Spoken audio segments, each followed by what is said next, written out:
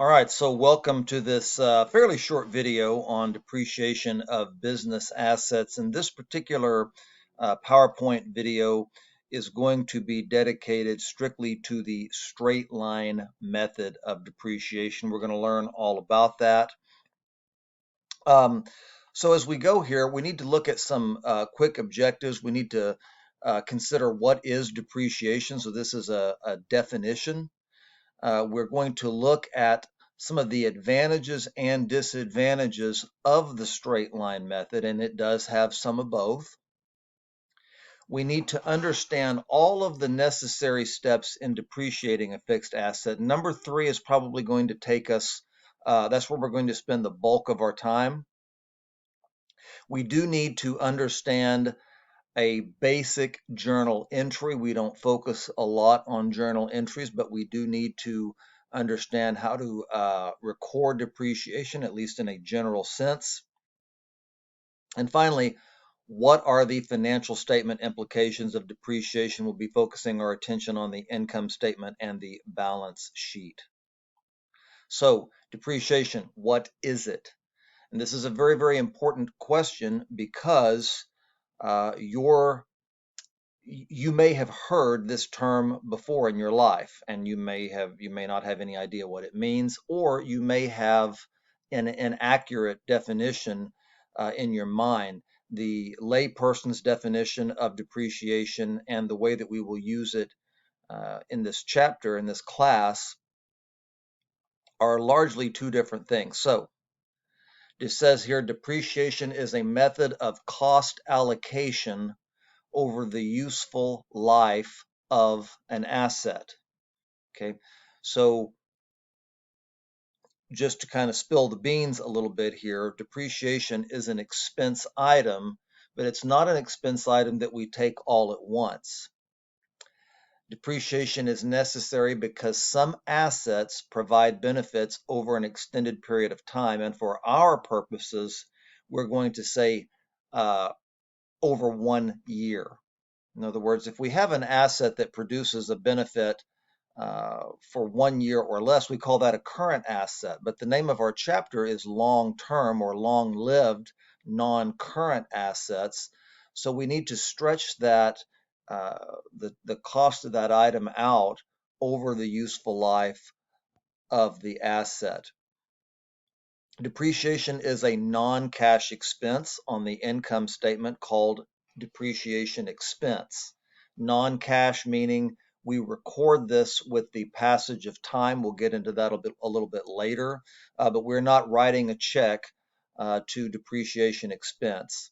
And depreciation is going to impact most everything that we would find on a balance sheet under property, plant, and equipment.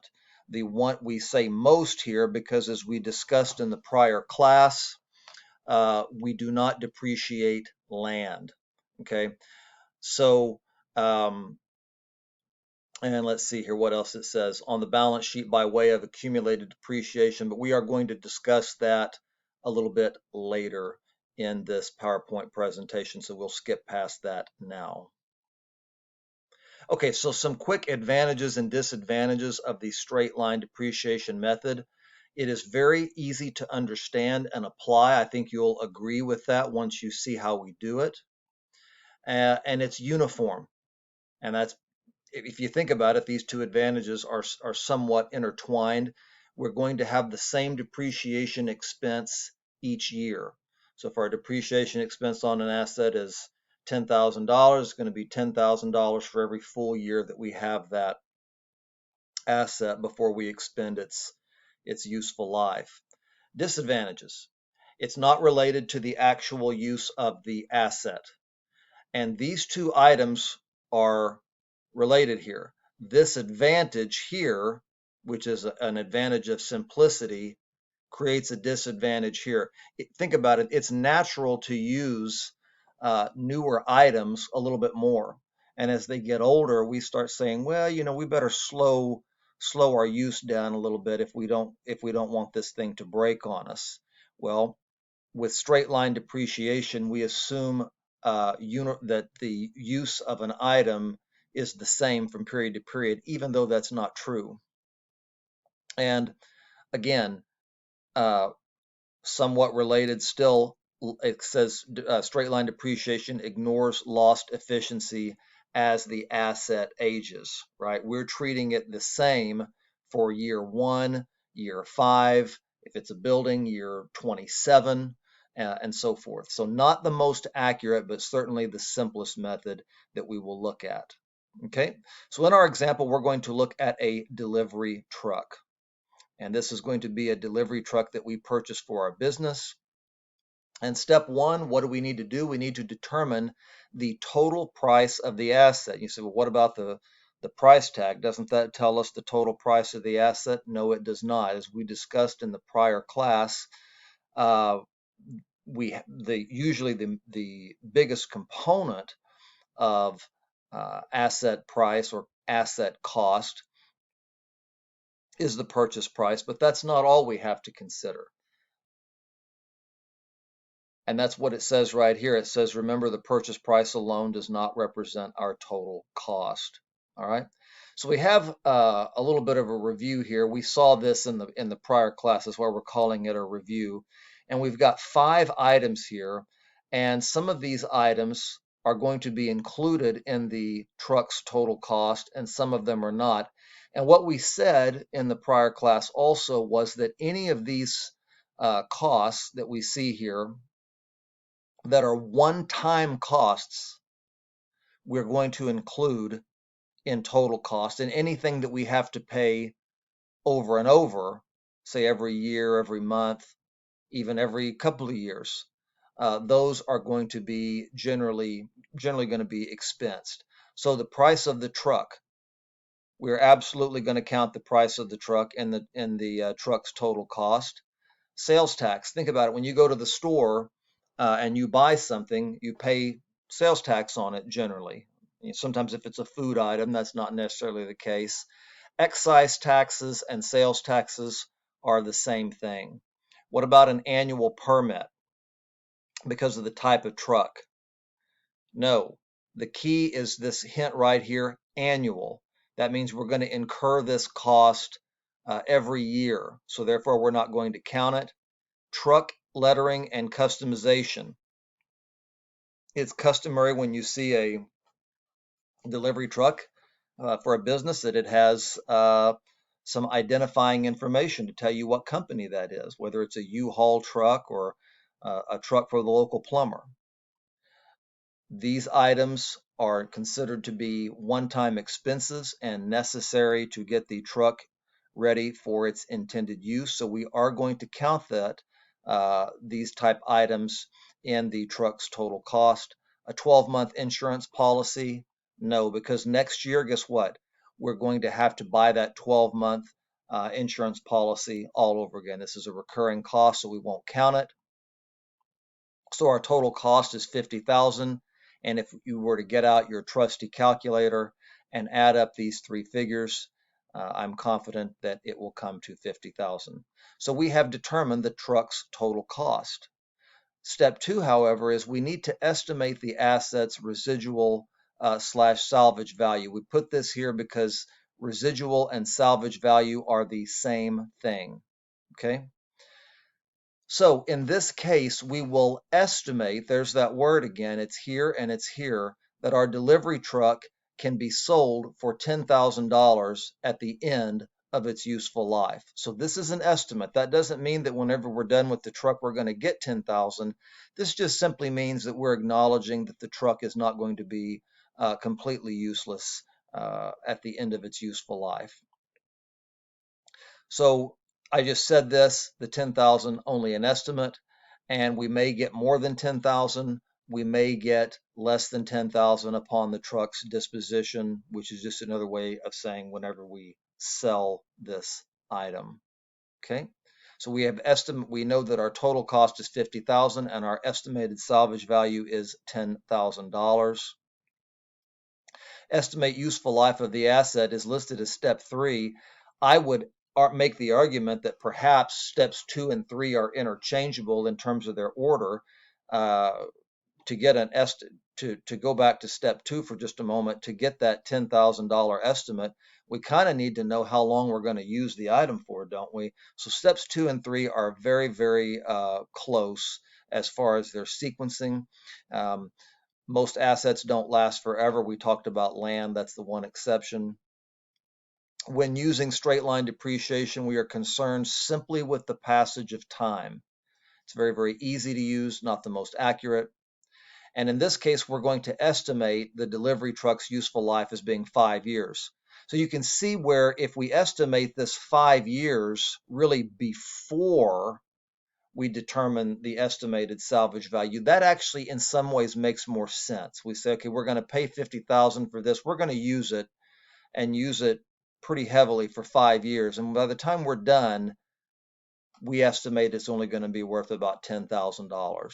Okay, so steps 2 and 3, somewhat interchangeable, but I'm giving you them in the order that your textbook is likely to list them.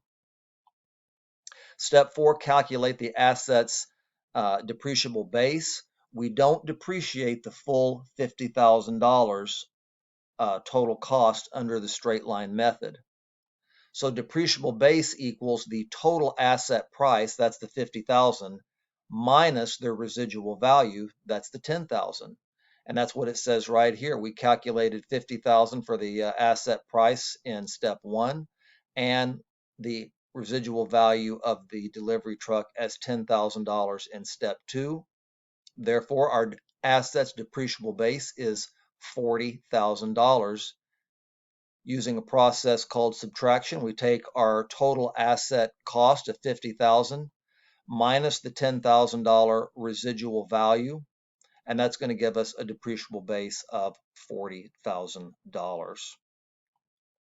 Step 5, we're going to calculate the annual depreciation expense.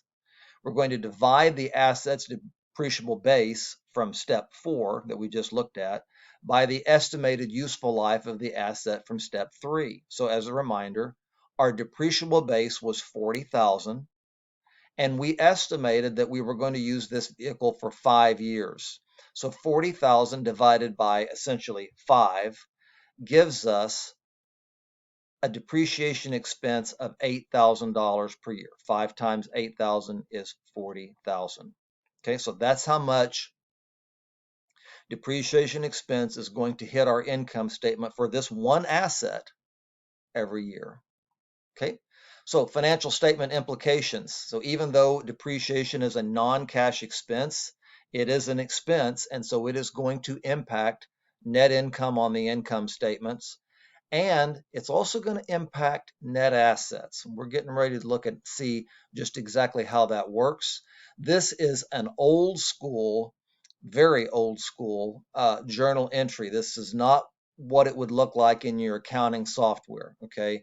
But I do this so that I can get this indention here and we can kind of see what's going on. Now, I want to tell you one thing. This is really not a very good entry for a couple of reasons. Number one, we would actually do this at the end of every month. Depreciation, if you recall from chapter 3, is an adjusting entry, and we would actually do this every month. So whatever 8,000 is divided by 12, about $667. We would be doing this every single month. And the other thing is, in order to get the full $8,000 worth of depreciation, we would have to buy this asset exactly on January 1st. So we can play pretend, but this is a very basic journal entry showing the depreciation expense. Remember, expenses are always a debit, which are further to the left. And this is our income statement item. And then our accumulated depreciation is a contra account to reduce assets to their net value over on the balance sheet. And then we've got our little journal entry explanation here. So let's take a look at the following 2 slides and see how this happens. We have here a company called Acme Glass Company, and there's a lot of information here for the period ending December 31st of 2020. And we've highlighted depreciation here as $8,000. And notice we didn't have any other gains and losses, so it looks like our net operating income is $6,750, And because we didn't have any other peripheral items, our net income was also $67.50. But think about this. If we didn't take depreciation expense, our net income would have been $14,750. Or if we expense the vehicle all at once, we would have a tremendous loss. So this is how the implications of depreciation look on the income statement. Here we have a balance sheet. And on this balance, this is a partial balance sheet. Looks like it just shows current assets and our long-term assets. We don't have liabilities or equity on here. But in this particular example, notice we are adhering to the historical cost principle. Property and equipment is $50,000. We don't have anything else. This is the only business asset we have that we're kind of playing pretend here. But look at this, less accumulated depreciation, 8,000. That's the other side of that journal entry. So total fixed assets are $42,000. We must record the $50,000 at historical cost, but we also must show the estimated, what we call book value of the assets as well on the balance sheet. All right, at this time, if you have any questions, feel free to leave those in the comments or email me directly, and I will get back to you as soon as possible.